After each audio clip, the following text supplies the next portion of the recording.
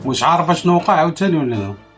تبون في الخرجه الاعلاميه ديالو كيفضح المشاركه ديال مصر في حرب الرمال، والمغاربه الحنان باقيين كيديروا تحيه مصر في لي كومونتير، في وقت اللي التاريخ راه واضح. حرب الرمال سنه 1963 واللي يذكر فيها تبون حسني مبارك اللي كان ديك الساعه بيلوت دو شاس، ولا رجعوا الحسن الثاني المرحوم حسن الثاني رجعوا بابي كادو عبد الناصر.